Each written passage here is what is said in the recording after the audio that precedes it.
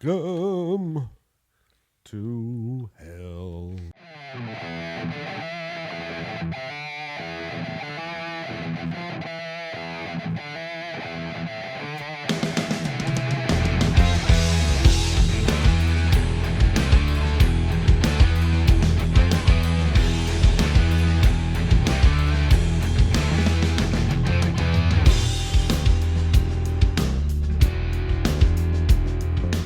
We're Jackson Pines, and the song is called Wheel.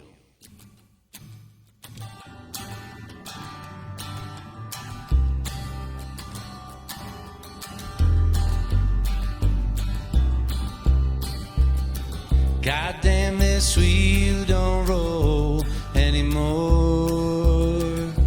Feel we're always stuck in no time.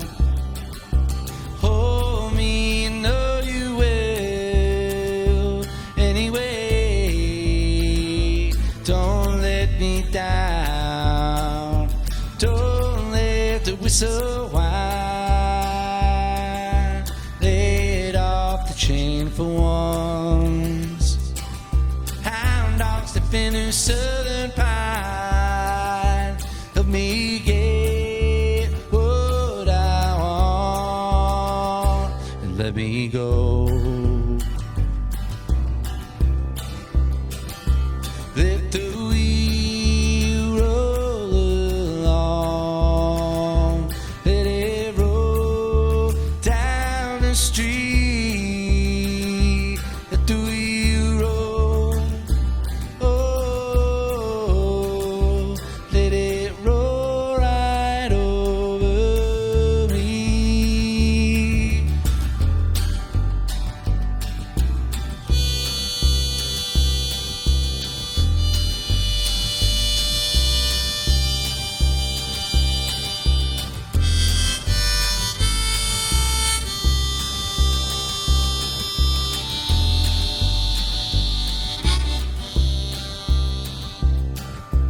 And when times get tough, who will speak the silent word?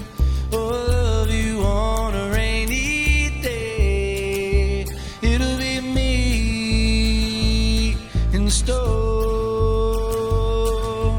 And when your eyes went dark, so you didn't have to feel. I only cried because I cared. You were scared, but you spun the wheel. Let it roll right on. Let it just roll to the sea. Let the wheel roll. Ooh, let it roll right over me. Yeah.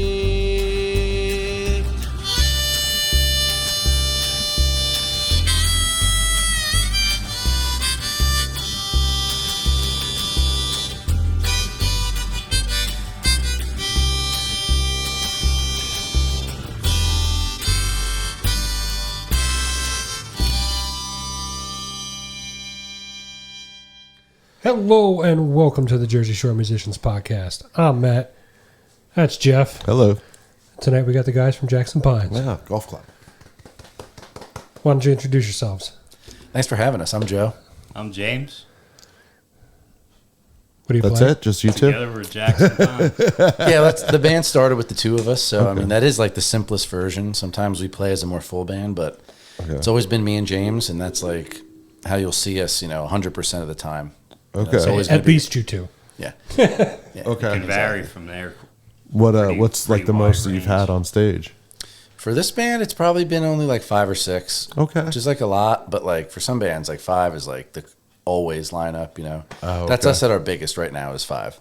We played as a 5-piece a couple weeks ago, and it was really sweet. But usually we'll be like a 3 or 4-piece. Okay. But always at least the 2 of us.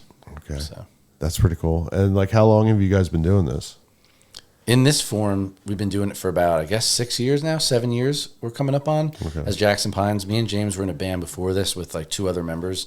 It was called Thomas Wesley Stern, and we were all from Jackson as well in Ocean County. And then when that band disbanded, we just kept going, and we renamed it Jackson Pines.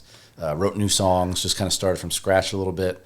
And that's been like 6-7 years now. So Thomas Wesley Stern, a guy I used to work with named Mike Galante used to talk about you guys. Holy crow. yeah, we know him very well. He's a great friend. I worked with Family. him for like 12 years. It's a small world in Jersey, and that's why we love it. Yeah, right. Yeah. See that? Really? He was best friends with our friend Terry, who now he's back in West Virginia where he's from. But for a while he lived in our hometown and had this like cabin house on this place called Bowman Road. He doesn't live there anymore. But we used to have house concerts there, and Michael Ante would come to all of them, and he's a good, close family friend. Yeah, He's a crusty little hippie. Oh, yeah. Wow. he loved How our do you really music. feel? Like, damn, dude. No, he'll tell you that. He owns a VW bus, the whole nine. Yeah. Yeah, he can hang. He actually sold us our first van. Do you Yeah, remember he that? did. Yeah. And that's with Thomas Wesley Stern. And we took that thing across the whole country until eventually it got smashed in Lakewood and never rode again. Of course. But he got us that van. Made it across country. His second goes into Lakewood. Route 9, man. Route 9's terrible. Going to get cigarettes. At least you weren't on the way to a gig. Yeah. No. Because then shit would probably got fucked up. Thing did a 360 right at the St. John. Oh, man. I wasn't there that night, but you guys were lucky. It's a good one. Only the van got ruined that night, and we got a second van just like it. But Michael Ante got us our first van, so thank you for that. Oh, nice. See, look It's at a that. small world. Yeah. I said I worked with him for a long time. He's a real good dude. Absolutely. Real Awesome. good dude. The Mike best. and Jan, his wife Jan, she's Yeah. cool. as hell, She's too. awesome, yeah. The best. Now, how do you guys go about writing? So when it comes to like Jackson Pines, like so we have two kind of phases in our band. So we have our original songs, which is like half of our records, and I start those songs myself. So whether it's like the guitar part or some lyrics, like I'll come up with some sketches of ideas. And then me and James, though, together will finish each song, and that's kind of the core. Okay. Then from that point, we'll either record it, like half of our songs are just me and James, like today. And then the other half, we have a backing band. Our friends like play with us. We have a drummer, other like lead guitar, sometimes banjo, fiddle, mandolin, all different kinds of instruments. And they'll join us on a lot of stuff. But like me and James will finish the concept of what the music is, and then from there, the rest of the band will either pick it up or we'll just do it ourselves. Okay. So, and then the other half of what we do is we have been learning these songs, believe it or not, that are from right here in Ocean County, that are from the last 100 years. Wow. Some of them are from 200 years ago. Some of them are from like 50 years ago. But this little time period from like Jackson all the way down to like Forked River and Waretown and some songs about like Tom's River even on our new record. We've been learning these actual folk songs from back then. So that's been a fun little project too. So lately live, cool. you get a little bit of both when you hear us. That's cool. I'd definitely like to check that out. So some of it's original written stuff, and some of it is actually just us interpreting stuff we didn't write that we learned. Yeah, just revamping it a little, yeah. And yeah, giving it a little bit of breath of fresh air, just so like new people can find out about it, maybe learn it and want to. That's do really it. cool. That is quite cool. So now, when you guys go into the studio, like, do you have to go in as a full 5-6 piece, whatever it is? Because I don't think you guys sit there and track it out and kind of get that Yeah, well, it depends processed feel. on the. It depends on the record, like Yeah. when we've we done both. We've done totally really? raw, like just walk Get in there and jam set it. up and play, and we've done the whole click track and figuring out which bass you're gonna play or which guitar sounds better, and really spend time on it. So it all depends. Yeah, it all depends on the record, and how you're feeling at the time, I guess. Well, definitely, just because I record, I want to know, like, what was it like, clicking things out to like certain folk-esque songs like that. It doesn't feel like that would be a natural ebb and flow. Yeah, it really depends on the record. Like, for example, in Jackson Pines, I don't think we've ever used a click, but in our earlier band, we have. Because, like, when we were in our teens, we were in bands that were, like, either, for me, I was in some indie rock bands and some emo bands, and James was in punk bands. And sometimes they That's a were... 180. Yeah, Yeah, I mean, I'm that's in a like... punk band. I'm gonna get that upright bass. When I first met him, yeah, he was a bass player in this cool punk band from my hometown. You can kind of tell him how you got into that. Yeah, I just my mom said I had to do something. I played baseball for a while. It didn't really take. You got to do something, so she like got me a flute and then a clarinet, and then I got a electric bass, and my neighbors had an old chicken coop they like renovated and had a drum set in there. And I think I was 12 or 13. I'd walk over through the woods and we just play whatever kind of songs, and then just grew from there. I always loved, like all kinds of music. I grew up with everything, but I really got into like the punk stuff and dove into that, and then listening to like Social Distortion. He was covering like Mike Ness did that whole country thing, and he would do Ring of Fire and stuff, and I was like, oh well, I heard that in my mom's car, so I didn't think anybody liked that except her. But if he's doing it, maybe it is cool to whatever. I don't know, it just kind of clicked in my head, and it's very interesting how they all weave together, because so many of them kind of go that route, it seems like. But well, that's cool though, man. I mean, when you really look at it, there's a lot of actual like punk or metal to folk like pipeline. Like even like, Brian Regan like does that kind of stuff. Like there's so many different people who eventually find their like acoustic record. They might stay in their punk or their metal band. They might have that side project that's a little more like acoustic, because like everybody grows up with music with their family that's a little more rooted to something different. And that's like kind of how we got there. Like, James was in this punk band, then he was in this like kind of like dance rock band, and I was in this like folk band, and we asked him if he would want to play in our band. And that's when we were like, well, could you learn stand-up bass? And he decided to like borrow one, I guess. Is that how you came to it? Yeah, well, Matt Brown, who I was in the punk band with, he had this mohawk. It was like 4 foot high, but he always had this like upright bass in the corner of his mom's house when we were growing up. And then I didn't know who the heck. I think he got it for Christmas or something, like whatever one year. He touched it maybe a few times, but and then they asked me to play. I was like, where can I find a bass? And I was like, oh, Matt has one. So I called him. He just gave it to me. Oh, jeez. It was horrible bass. It was like a musician's friend, like Christmas special, like on sale. But it got the job there. It was a great thing. It got me to where I am today. And it was, I forget the brand of it, but yeah, it's cool. The bass I have now is my third one, but it's just, I'm still learning. There's so much to learn with that. It's such a feel. Well, any instrument, you're forever learning. Yeah. Oh, yeah. Yeah, it's cool. So, all right. So, what happened to the first two? Because I've always heard stories of those things breaking like crazy. I actually don't know where the first one went. Didn't we give it to somebody? Well, the first one we gave back. We did, right? Gave it back to Matt Brown. To him, and then Jim Doyle gave us one. Gave us the one. That one broke in half. Yeah, he was our clarinet player. He's like, I fucked that one up real good. That one didn't make it. Got a lot of miles on it. But I do have it still, but I got to fix it.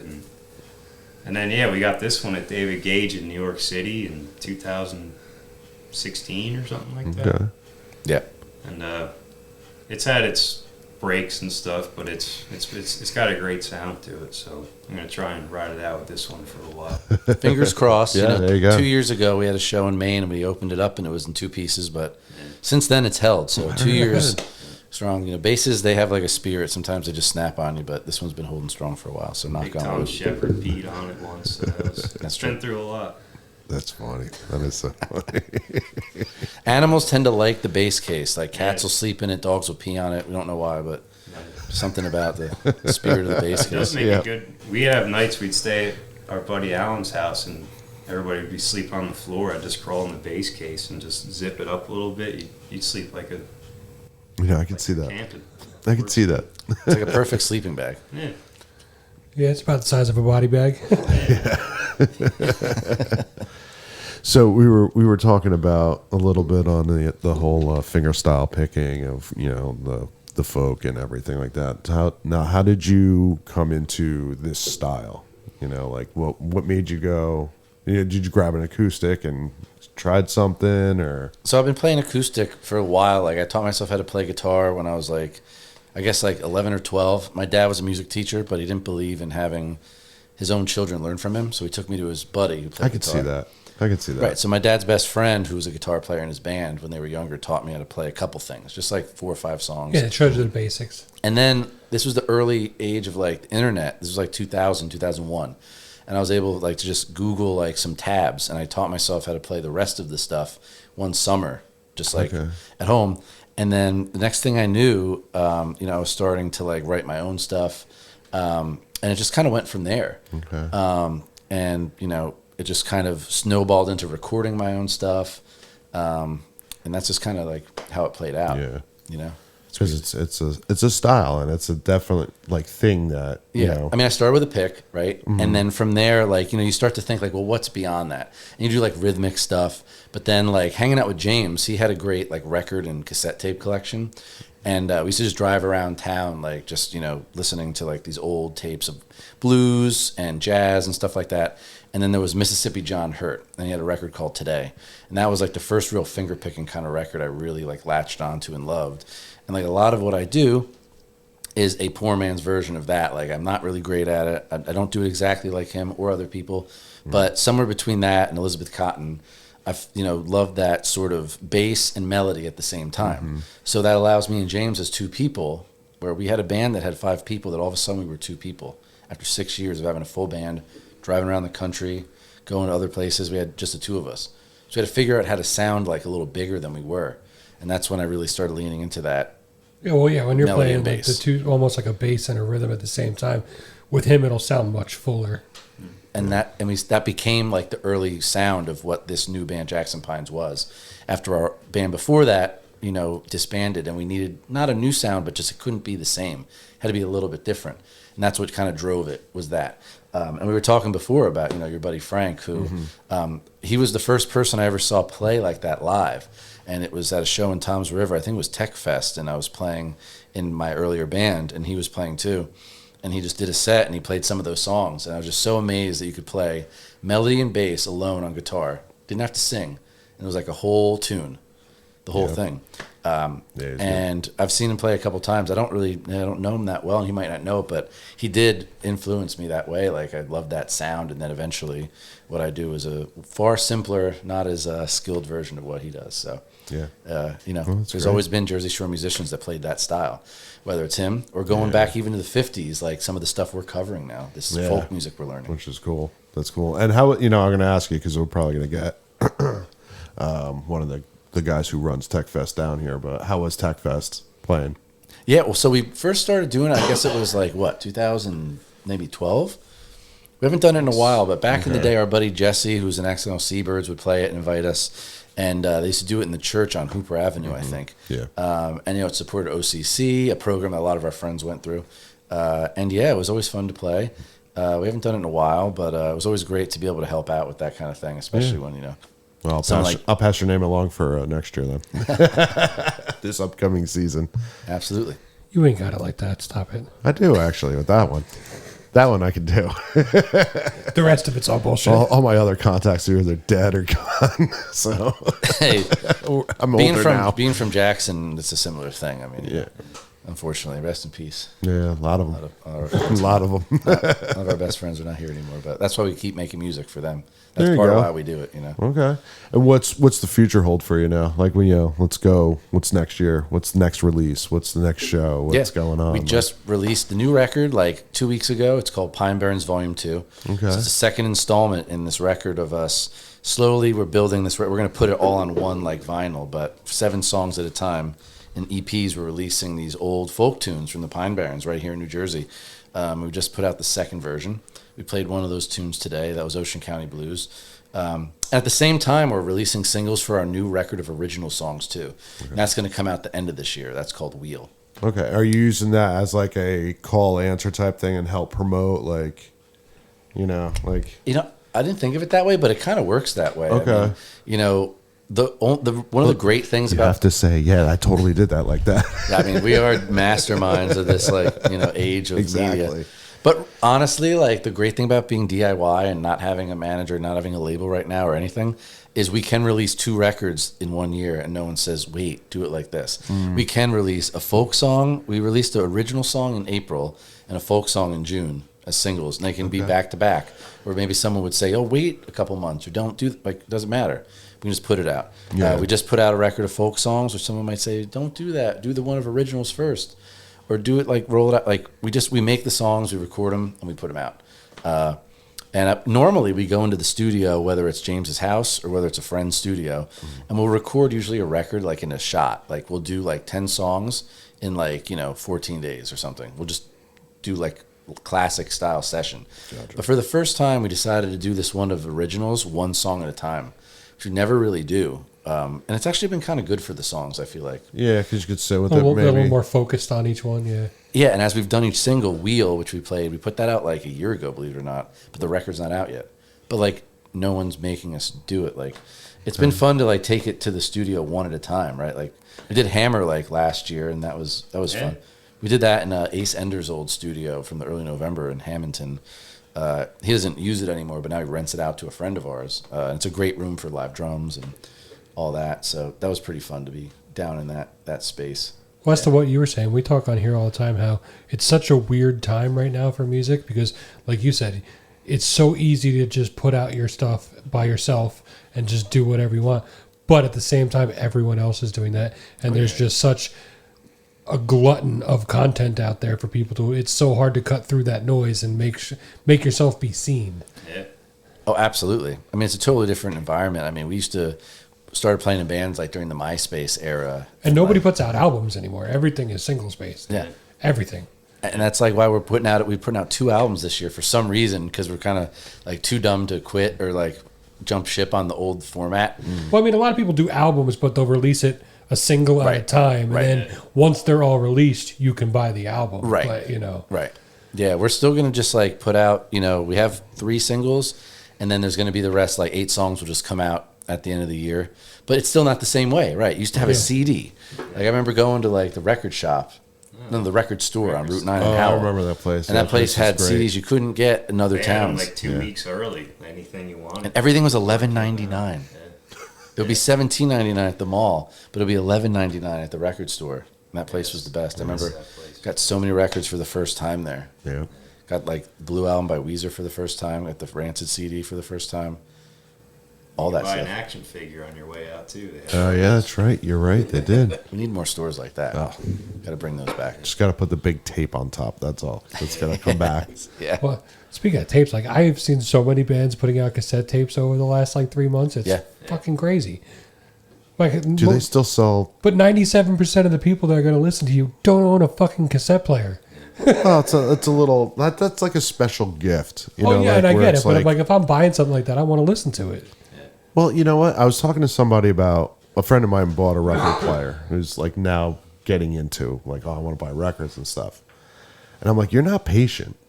He's like, well, what do you mean? I go, you're not going to listen. You have to listen to a record top to bottom. There's no like skip. You know, like, oh wait, let me go 3 songs forward. Like it's not that you could try to find it. You're gonna fuck it up. But so I was like, it's kind of cool, and even with the tape. So let's say a band plays a tape, you have to listen to it. Especially if you want to hear the last song on side A. You know what I mean? So You it's gotta like commit. Yeah. that's kind of cool. I don't know where you could buy a cassette player anymore, Yeah, I don't but know either. That's my point. that's kind of cool because I think that we lost that connection to music being like, it's so expendable. Nah, fuck it. Yeah, fuck it. Oh yeah, and just like letting it decide what you listen to, having it just like loop stuff, Mm-hmm. play what you like, but like it just becomes the same like 45 instead of like the 170 songs you might listen to or 500. That's why we try to always like streaming is great and we're happy to have our stuff on those, but we always try to point people to our own website like jacksonpines.com because there I can still put the streamers and I can still put our own videos and music, but there I can control like everything. I want to show Streaming is great for the listener. right. I knew that was coming. Not for the bands. No. But to be able to put it up on your own website and to kind of control a little more how people can listen to it or how you show it with your friends' music or other stuff you do, that's like what we've been trying to do lately and still use it, but dovetail it into our own thing and always like make, one day that'll all be gone, but like our website could in theory still be there if we're still That's true. paying for the domain, but Yeah. Spotify might be gone. But we might be able to host another thing. So We can only get so lucky. Oh, you got a long way to go, man. We might be gone before Spotify is. we'll be fossilized. It'll still exist. dude. They're fucking worm food. So, how's the show's been going for you since, let's just say, like after COVID? It's been good, like before COVID, we haven't done an extensive like tour traveling around like we used to before COVID. But since then, we've been able to go around the Northeast and like around the South a little bit, which is great. We got to, we had a really great show. We headlined the Pony like 2 years ago and sold it out with a friend of ours band. That was really fun. We're playing the Philadelphia Folk Festival in like 2-3 weeks. We're probably playing it before this airs, but in August, it's like our biggest show of the year. It like predates Woodstock. It was like the original big field festival that kind of was the prototype for that. And we played it in 2019, right before COVID. So we're glad to be going back to that again. It's not in Jersey, but it's like a big, renowned kind of festival, and glad to be playing that. So that's going to be really fun. The song's called Ocean County Blues. It's a Jersey Shore song. 1, 2, 1, 2.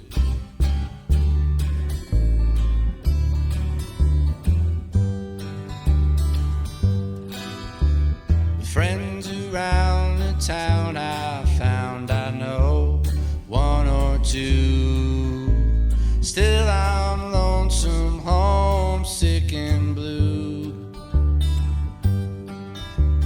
I know you can hear me when I'm all alone, dreaming of my Ocean County home. Out there on the bay shore, strolling in the pale moonlight, you can see those island swimmers swimming for their lives. Way out on the water, down on Barnegat Bay, there's no better place for you to spend the whole damn day. There's a feeling I can't lose, salty water in my shoes, when I get those Ocean County blues.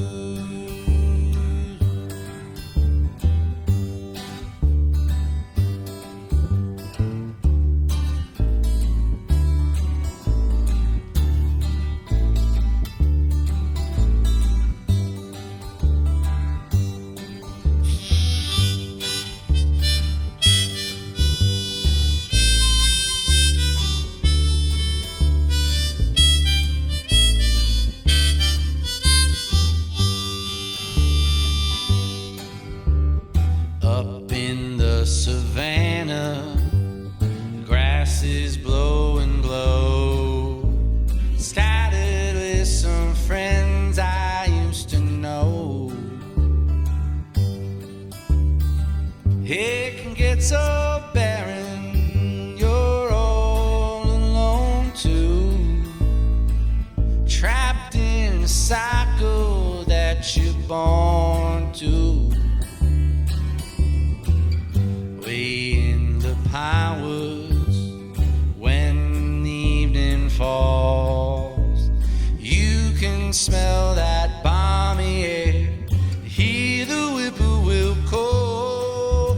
There's a feeling I can't lose, sandy soul in my shoes, when I get those Ocean County blues.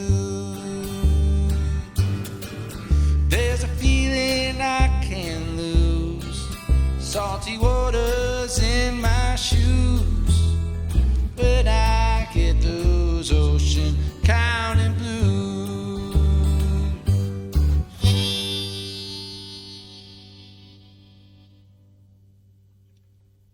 Really fun. Jersey's awesome, but if you want to make some kind of headway, you can't just stay in Jersey. That's the whole thing. So it's awesome that you guys are going out. Yeah, you got to And, travel like, and you bring know, it back. Yeah. We also noticed none of those festival type things that are bigger ever come to New Jersey because insurance is so fucking high here. Right. They're like, we can go 10 minutes that way into Pennsylvania or 10 minutes north and into New York. We're just fine. And there's a whole infrastructure built into that as well. And if it's a big enough place, then you got property taxes, and that's probably just as much. That's true. And we used to we used to play this little festival up in upstate New York called the Wasaic Project, and it was like the example of like you used to be able to do like whatever you wanted off the grid and call it a festival, as long as it had like a little less than like 2,000 people. But I mean, we had some amazing times playing that festival. Like, what do you remember doing that? He's like, not much. I don't remember anything. Remember It waking was up? great though. I remember we were sitting there, and Elle King was sitting like in the grass watching us play, and I was because she was roommates with my old friend in school in Philly, I think. But that was pretty wild. Thinking, looking at her now, I guess. But yeah, it was just fun. We'd go and catch a crawfish out of the river, cook them up in like a Campbell's soup can, and eat them. Tommy would be in his whole environment. It was a simpler time, you know. Yeah. You It just was not different. eat beer for dinner and then wake Yeah, up in the morning, wake up in a tent, and play the show, and then do it again. But you could do that, and it was like a festival. Now, like, yeah, you have to have like way more paperwork. And it's just people do. A couple artists doing this like on a hillside, but inviting like 1,000 people. But Yeah. word got out, and then you have to be legit about it. You know? Yep. That's Some- because some somebody's other gotta people make the said, "Hey, money. we're not making money on that." I was gonna say somebody wants their money. Like, whoa, wait a minute! You got more than 1,000 people? That's let's see, that's $20 a person. Oh yeah. No, you guys got Permits to do get something. involved. Yeah, you got to have a permit, son.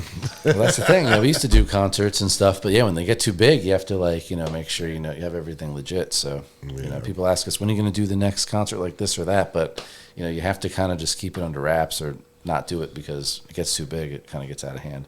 We had a good run though. We had 2 or 3 concerts in James's Yard. That was like, Oh, we used back in the day. We used to just go out in the pines, out in Lacey and Waretown, and just bring generators and set up with lights and just have bands play in the That's middle so of perfect. fucking nowhere. it's so perfect. Yeah, That's awesome. Generator didn't cause a 60-cycle hum. I mean, nobody fucking cared. dude. okay. No, it doesn't matter. Live, it's live. That's why. Well, hey, you know what? I have an idea.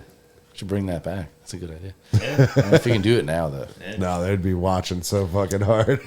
15 years ago, you could definitely do that though. You could do a lot of things 15 years ago. I'm talking like 20, 25 years ago. Yeah. In the late 90s when it was fun. Oh, yeah. Back when you can go out in the woods, have a couple, and then drive home and not have to worry about it. That's true. Yeah. That is Less true. people. You can always do a lot more when there's less people around. True. Oh, that's true. That's true. So, all right. So we're gonna go. You just released EP or 2 EPs. Yeah, we just released one. The one was last year. So Okay. we just released Pine Barrens Volume 2. Another So one's I'm coming assuming up. since we're in summertime, you guys are in full gig mode. Yeah. When are you hitting the studio again? So like we finished the folk record. That one we actually did like in 2 days. So the new record that just came out, 7 songs. We just did it in a weekend. It was so fun. We had everybody there live. Just set up a circle of microphones. This is the folk band version. So like, sometimes we play, it's fully plugged in, drums, amps, everything. But we also do a lot of folk type concerts too, where we're just like in front of microphones, like acoustic. Yeah. And our drummer plays mandolin, so he can do that like doubling thing where he doesn't always have to be the drummer. He plays stand up and electric bass. So depending on the show, we can really kind of morph. So that record was all acoustic. Now we're about to record the rest of the new album that's going to be out the end of the year. So that's going to have some full band stuff, and so that's probably going to be in like September and October. Okay. We have half that record recorded right now, 5 of those songs. We just like got mixes for the 4th and 5th song. Okay. So that's going to be fun. And to do the rest of the record is going to be cool because they're more of the full band, like kind of rocking ones. Okay. So we have all the acoustic ones done. Now we're going to bring in like the electric guitars and the horn section and some of that for like the last couple tunes. Nice. That's something to look Kick it forward up to a notch. September. And that'll come out probably at the end of the year, maybe like December or something. Okay. And that's Christmas a time. It's a good record. Christmas present. It'll be called Wheel, which is the song we played today. Is a title track from that, which is already out, but the rest of the record is yet to Gonna be come out. recorded. Okay. Yeah, definitely let That'd us be know when awesome. that's coming out. We'll help you try to get the word out about For it. sure. Thank you so much. Yeah, I can't wait. Well, I will because you don't do much. Shut the fuck up. God damn it. I got the alerts. Get that shit straightened out. Social media wise, like what do you guys do as far as promotion or where can people find you? Yeah, so again, the number one thing is always our website, jacksonpines.com. But besides that, Instagram is just Jackson Pines. YouTube, you search Jackson Pines. It's for some reason it's like so hard to get like your own URL is like you got to pay for it or something. So like it's our YouTube is like youtube.com/ it's like Jackson Pines like 2500 or something. I don't even know why, but you can just search it in the field. And we have most of our videos are there. But mainly that's like all we really do besides our albums are on, Tidal, Apple, Spotify, all that. Bandcamp is like how we sell our merch, our T-shirts, our CDs, our physical copies, vinyl. We don't have it right now. We'll have vinyl soon, later in the year. And Bandcamp's great when they do like the free for all Fridays. Oh yeah, absolutely. So we sell a lot of stuff on there. JacksonPines.bandcamp.com, and you can find a lot of our merch there. But again, the .com has all of that too. So just JacksonPines.com, you can find everything: videos, merch, CDs, what we're up to, things like that. Yeah, all the merch. Just go to the .com. The .com. Bringing it back to the 90s, just the .com. You guys don't do the TikTok like Cranston? We tried, but we might be doing one soon. Maybe tonight we might make one. We're talking about trying to get viral, but it's not really our thing. It's not that natural to us. That's a long running joke on here because when we had Cranston on here, he was just like totally like railing against TikTok. Oh yeah, we're like we're gonna try to get as many people as we can to make a Cranston Dean TikTok. Oh, we want like 50 different Cranston Dean TikToks. Oh, we'll make it. We'll do one right. Yeah, we'll make it tonight. And then send you links for everything. Exactly. So yeah, just be forced like, to I'm not watch it." opening this. I'm not going to open this thing. I mean, I'm all down to help make him famous through us TikToking about him, so he doesn't have to. Because I mean, honestly, I think like he deserves it. Like, Oh, he's super great dude, super talented. the reason, he's in our band because we just thought he was such a great musician that he helped fill in for us one gig, and he just was the drummer ever since, and more than that, like a member of the band. So he's just been like awesome to us over the last 2 years. So He's just one of those people. Like when we had him on, it's like, how do you not love that guy? Yeah. he's just such a good dude. the best in the business, and he's so talented and so nice, and he's so Jersey. He's the best, as good as it gets. He's so Jersey, but he's in Maine right now. It's like, his blood is from up there, Maine, and like, French Canada, but he's a Jersey guy through and through. He's the Bayshore dude. So we're glad to have him in the band. He's blessed us for 2 years, and we're just glad to have him. He's a solid part of the band. He's really helped us keep going the last 2 years in a good way. That's awesome. Travels with us all over. Like, he'll play with us out of state any day. So he's a good guy. Nice. Yeah, he is, though. All right. You got anything else? Yeah. You guys, anything you want to promote that, whatever, besides the record or whatever? Just, is there anything else? James makes a good dry rub. If you want to explain how you... No, I'm just kidding. Oh, really? He's He's actually a really good smoker. Or? He's a great cook. Actually, you do smoke meat. Oh yeah. What's the last thing? Just random. What's the last thing you made that was real good? I don't know what I made. What'd you make when we recorded Pine Barrens Volume 2? The brisket. Yeah, how'd you do yeah. that? Just explain real quick how you made it. Well, we had 2 days together, so I was like, what the hell? I might as well do something that could feed a lot of people. It's going to take some time, but... Like 16 hours. Yeah, right? brisket takes like 16 hours. Yeah, did it. so I timed it out pretty well, and...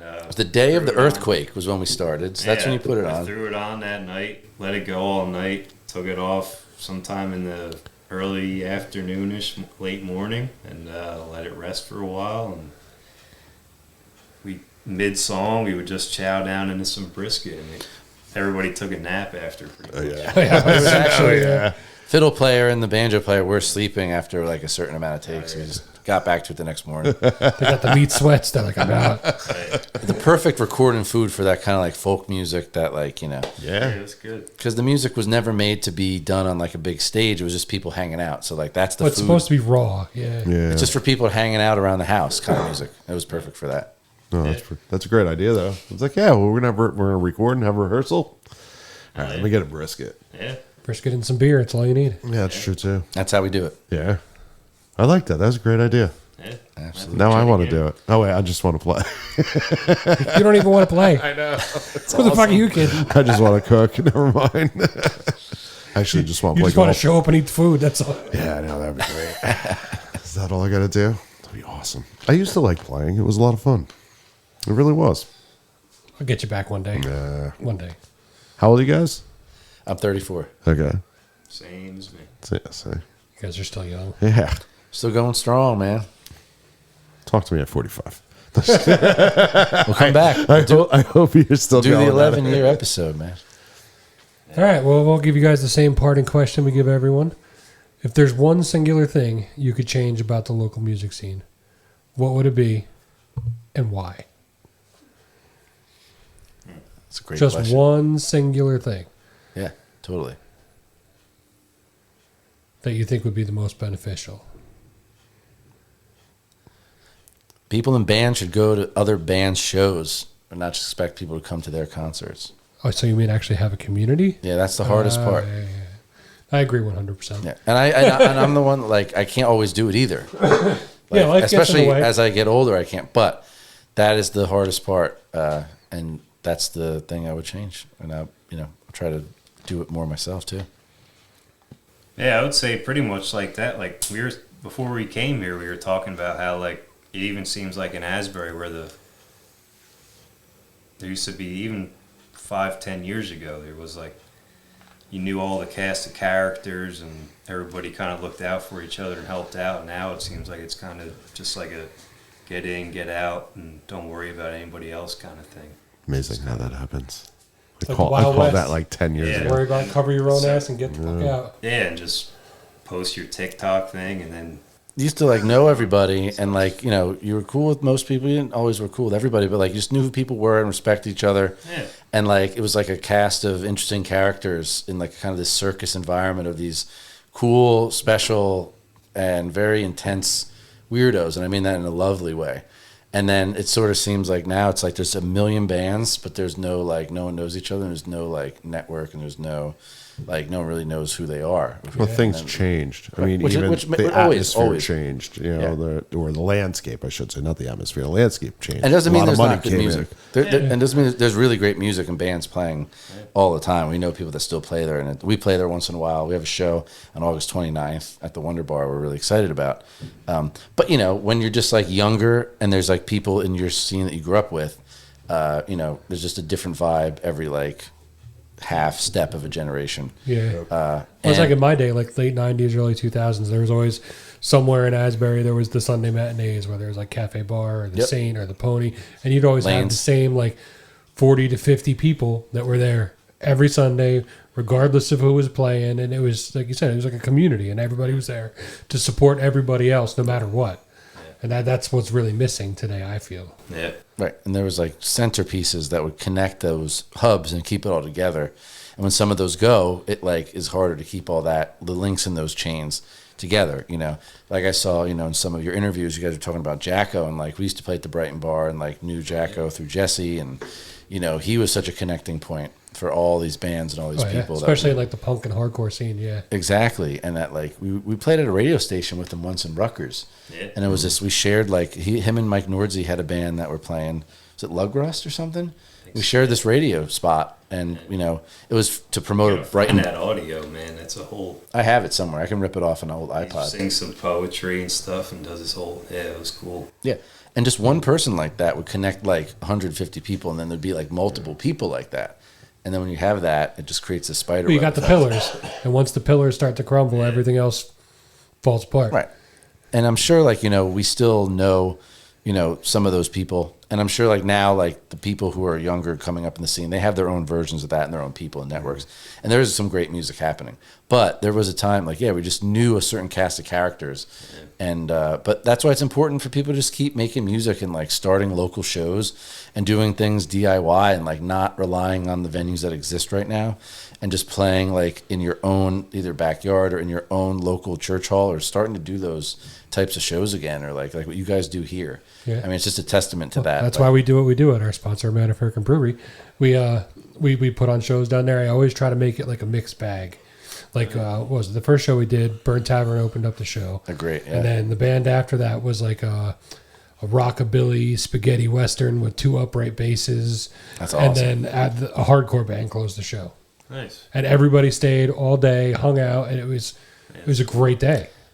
But that reminds, that's what it was like where we grew up in Jackson, where there'd be a show at like a church hall or Prince of Peace and Howell, and there'd be like an emo band, like a bunch of punk rock bands, and then there'd be some hardcore bands, grindcore bands, like really like heavy metal bands, all in one show. Didn't have to just be one thing. Like it could all fit together in a different way. Well, that's the problem with today too. Is I see a lot of that is the billing is very selective. That's the problem. And Yep. if you don't fit a certain mold, you won't even get an email back from them. Right. Like they won't even be like, no. They just, they swipe delete. Yep. So that explains a lot. I think that answers the question too. That would be something we would change too. Is that shows should just be way more varied, because I remember them being that way when we were like coming up, and it was so much more fun. It should be about appreciating the music. Yeah. You know, that's what it should be about. Yeah. 100%. Absolutely. You can't swipe. No How could you swiping. appreciate something if you can't swipe it? You just listen and you smile. You maybe sing along. You know. I just show my age. I'm sorry. I get it. I get it. Whatever. That's a great question. That makes perfect sense. Yeah, it does. Well, I like to ask that question because we get so many different answers. Like the one thing that we were talking, I told you before, one of my favorite answers was we need a venue in Ocean County. You know, Absolutely. that's a huge void in this area, is actually having like a dedicated Yeah. music venue. They all died. Yeah. I know. What town would it be in if you could choose? Like, what's the perfect town for it? Not to be off the Parkway, right? I mean, I would think Tom's River. Me Because too. it's the most central hub. It's got the biggest availability to the size of buildings and be able to have parking and not near houses. And It's not all the way down Ocean County. It's close enough to the top of Ocean County too. yeah, you could still pull a little from Monmouth County if you had to. Yeah. You know, that's optimally, but you know, you're not. This is a good issue. We should push for a venue in not just Ocean County, in Tom's River.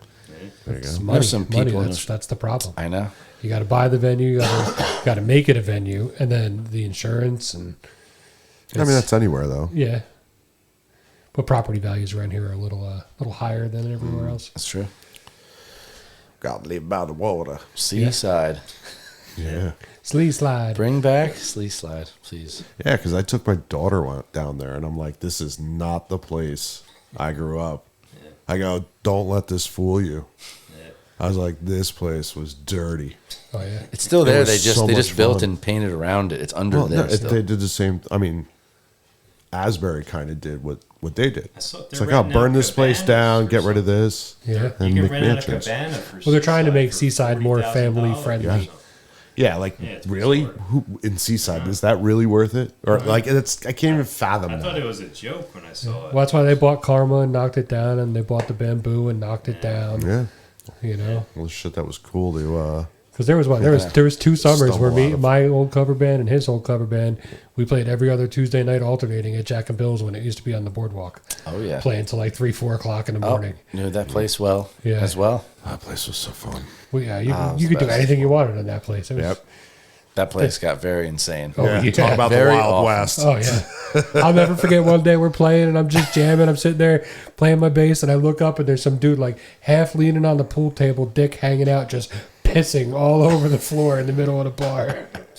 And I'm like, you won't get that anywhere else, just here. Absolutely. I knew people that bartended there, and they had some amazing stories. And we'd go there sometimes and stay there till the sun rose, and Yeah. it got very insane there. Very often, just on Wednesday nights, Thursday Yeah, we nights. said we did Tuesday nights, playing at like 3 o'clock in the morning. I go park at work, sleep in my car for 2 Yep. hours, and then go to work.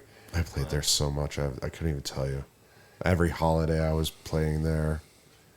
Everything. There It in was the just, Aztec and Sawmill, Surf Club. Yeah, the Bamboo. Surf what Club. was the other Joey one in Harrison's. Lavalette? Used to be's, right?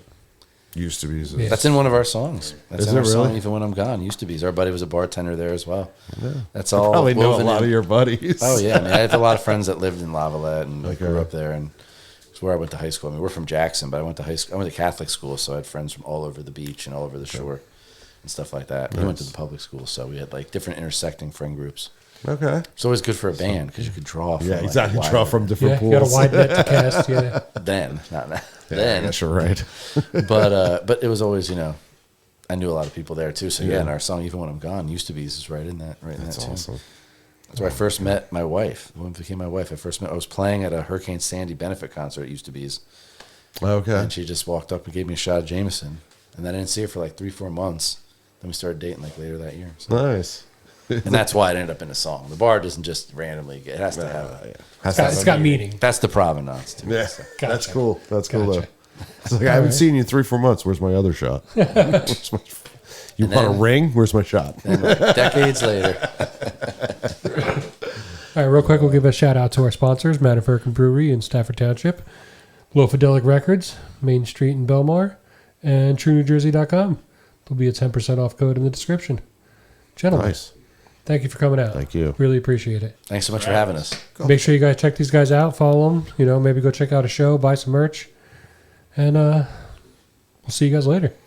Bye. Peace. And we're out. All right, this song is called Julie Jane, and this is about a 90-year-old folk song from right here in Ocean County. It's a murder ballad. It goes like this. 1, 2, 1, 2.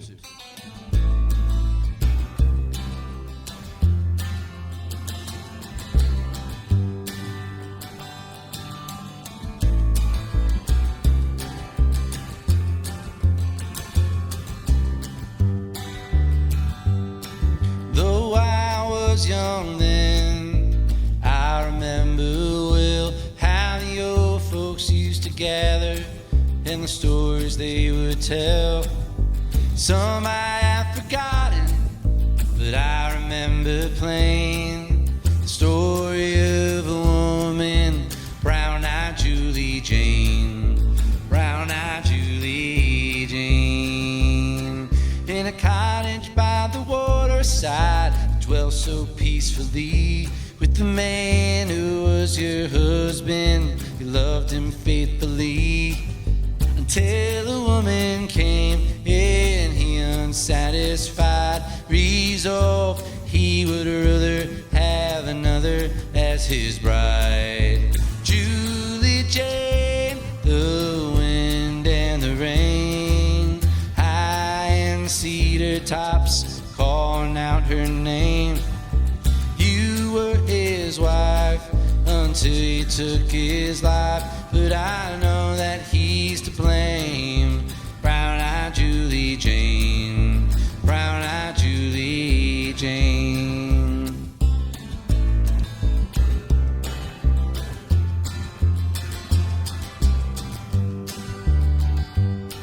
One night a storm came blowing in from the blue sea. Was then your husband told you that he would set you free? He waited in the black along a darkened hall, and in the morning's rising mist, how quickly he did fall. Brown-eyed Julie Jane, Julie Jane, the wind and the rain, high in the cedar tops, calling out your name. You were his wife until he took his life, but I know that he's to blame. Brown-eyed Julie Jane, brown-eyed Julie Jane. Roses in the springtime, feel warm wind blow, but the girl who loved so purely won't be there to know. He lied and cheated, so you put him in his grave. I wonder if you're sorry, brown-eyed Julie Jane. The other woman disappeared by the fall. Some neighbors said and wondered if she was never there at all. The sheriff found you dockside, ready to set sail, but you died a few years later in the Mount Holly jail. Julie Jane, the wind and the rain, high in the cedar tops, calling out your name. You were his wife till you took the bastard's life, and I know that he's to blame. Brown-eyed Julie Jane, brown-eyed Julie Jane.